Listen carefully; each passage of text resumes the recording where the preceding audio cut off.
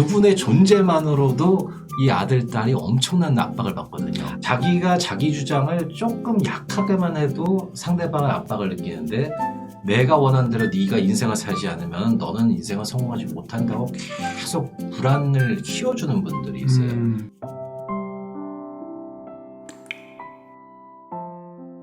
선생님, 저는 지금 상담받고 있고 성격검사, 기질검사, 우울척도, 그림검사 등을 통해서 가족관계로 인해서 많은 고통과 더 나아가 무력감, 특히 불안이 최고치로 높고 많이 우울하다고 했습니다. 상담 선생님도 저번에 정원 선생님께서 약을 먹어라 조언해 주셔서 그러려고 합니다. 제가 가장 힘든 것은 엄마와의 관계고, 간략히 말하면 엄마는 나르시시스트, 회피형인 것 같고, 저는 엄마의 휘둘림과 공감 결여, 강압, 비난, 무시 못할 거라는 겁주기에 너무 괴롭습니다. 독립을 해서 분리되는 게 맞을까요? 경제적 문제로 겁을 주시고 엄마 말 안 들으면 인생 망한다고 해서 갈등이 커집니다. 일단 조만간 가족 치료는 해보고 싶은데, 솔직한 마음으로 독립하고 싶지만 그만큼 경제적으로 편안하게 못 되니까 또 굴복할까봐, 더 무력해질까봐, 혹은 정말 실패하게 될까봐 두렵습니다. 제가 나간다면은 경제적 원조는 어떤 것도 없다고 합니다. 제가 바라는 건 돈이 아닌 따뜻한 지지와 마음인데요. 저는 제 스스로가 저를 지지하기도 어렵고 주위에 그런 아주 깊은 관계도 없고 고통입니다. 그나마 아빠는 제가 너무 힘들어하니까 갈등이 너무 커지니까 노력하겠다 해주시지만 엄마를 이길 수 없고, 엄마는 바뀔 생각이 없고, 자기 말이 무조건 옳다고 해서 저를 수용해주지도 존중해주지도 않습니다. 이렇다면은 가난에 허덕이더라도 독립하는 게 더 맞을까요? 그럼 조금 해결될까요? 어떻게 해야 할까요? 추가로 저는 엄마와 같은 직종으로 학위를 따라고 해서 공부하고 자격을 취득했고, 엄마 사업체로 오라고 하지만 전 제가 집에 삼켜 먹혀버릴까봐 제 삶을 살지 못할 것 같고 너무 고통스러울 것 같아서 두렵습니다. 부모님은 네가 복에 겨워서 그런 얘기 한다고 얘기합니다. 제 배우자 선택까지 지나친 통제와 간섭, 회방 등을 놓았습니다. 지난 인연들한테도요. 어떻게 해야 될까요? 넌 내 말 안 들으면 재산이고 뭐가 한 푼도 없고 넌 인생 실패하고 나고자라 살 거야, 이런 식으로 이야기합니다. 마음 같아서는 얼른 뛰쳐나가고 싶지만 경제적 어려움이 너무 걱정됩니다. 그리고 정말로 실패할까봐 두렵고 불안합니다. 또 한편으로는 돕지 않아도 되나 하는 죄책감도 들고요. 어떻게 해야 될까요? 네. 저는 굉장히 당장 놓여있는 현실 쪽에 초점을 많이 낮추기 때문에, 저는 이분 같은 뭐 상황은 이해는 돼요. 예를 들면은 물론 이제 이분이 하는 말만 듣고 집안을 평가해서는 안 됩니다. 저는 이런 방송할 때 조금 무서운 게, 그렇죠. 이분이 가지고 있는 편견을 저희가 더 강화시키는 경우가 좀 생기기 때문에 그걸 주의해야 됩니다. 그러니까 푸름님도 좀 걸러들으시길 바래요. 상담하시는 분하고 더 신뢰를 가지고 하시면 좋겠는데, 되게 엄마나 아빠가 굉장히 강한 분들이 있어요. 그래서 제가 재벌 2세 중국인이라고 부르는 게 있는데, 재벌 2세 중국. 네.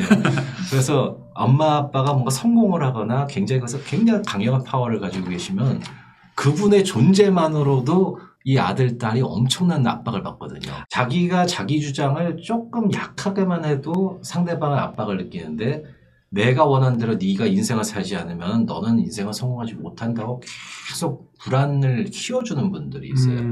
불안을 키우면은 얘가 잘 될 거라고. 그런 오해하신 분 너무 많죠. 네. 근데 상대방은 불안을 키우면 지금 거의 지금 좌절하게 생겼는데도 계속 불안만 이제 강조한단 말이에요. 타협을 볼 줄 모르는 거예요. 엄마도 그렇고, 그 다음에 아버지는 아마 엄마한테 이기기엔 조금 힘들고, 그 다음에 딸도 너무 불쌍한데 사실 거기서 이제 중재를 하시는 힘은 지금 없는 상태로 보여지는 것 같고, 따님도 이제 본인도 무슨 생각을 하셔야 되냐면, 그래도 여태까지는 엄마한테 맞추려고 전공도 하시고 이제 잘 따라오셨던 것 같아요. 그래서 거기까지는 특별히 내가 내 자아를 좀 억압을 하면은 괜찮다고 생각하면서 살아오셨을 텐데, 아마 여기서 얘기하신 것처럼 배우자 선택까지도 엄마가 계속 이제 회방을 하는 데서 아마 본인도 더 이상은 견딜 수 없다. 거기서 터지신 것 같아요. 감정이 이제 올라오신 것 같습니다. 그 다음부터 아마 본인이 어머니 통제에서 이제 벗어나려고, 이제 소위 말하는 늦은 사춘기처럼 이제 이렇게 됐을 것 같은데, 일단 이런 거는 저는 심리적 문제를 풀라는 식으로 얘기를 하지 않아요.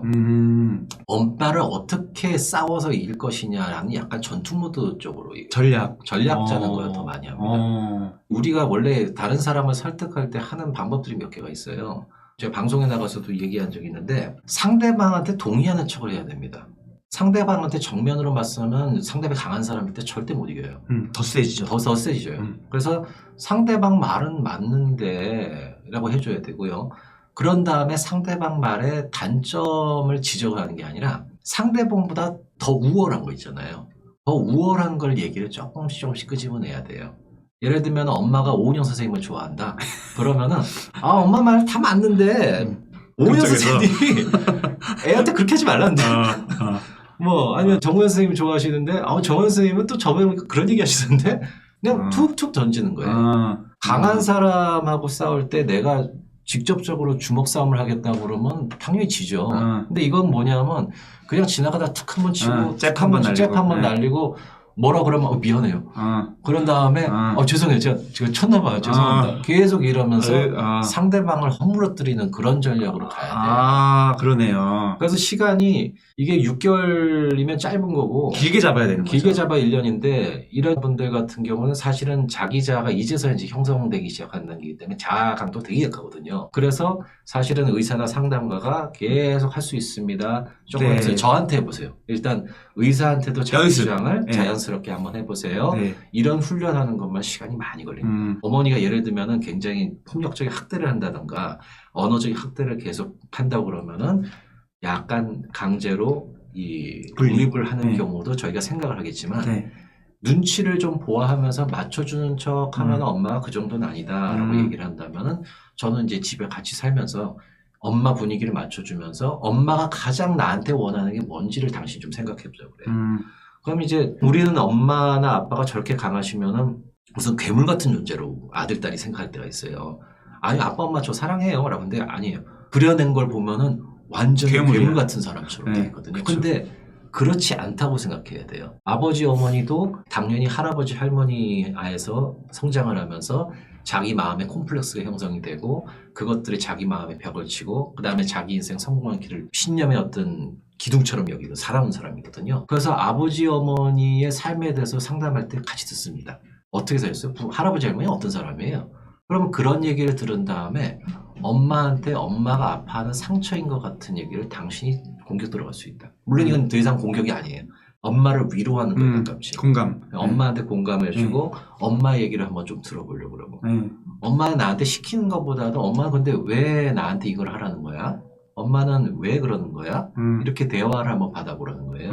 부부싸움도 그렇고 부모님 아들, 딸 싸움도 그러는데 너 저기 가서 이거 해! 싫어! 하라고! 싫어! 하라고! 싫어! 대충 이렇게 싸우잖아요. 기싸움 하죠. 기싸움 하는데 아니 저는 그런 얘기 들으면 너무 답답한 게 이거 하라고 그러면 왜? 왜라고 묻지 말고 빨리 해! 아니 잠깐만 얘기를 해봐. 이거 왜 해야 되는 건데? 그래서 내가 설명을 잘해서 내가 이해하면 할게.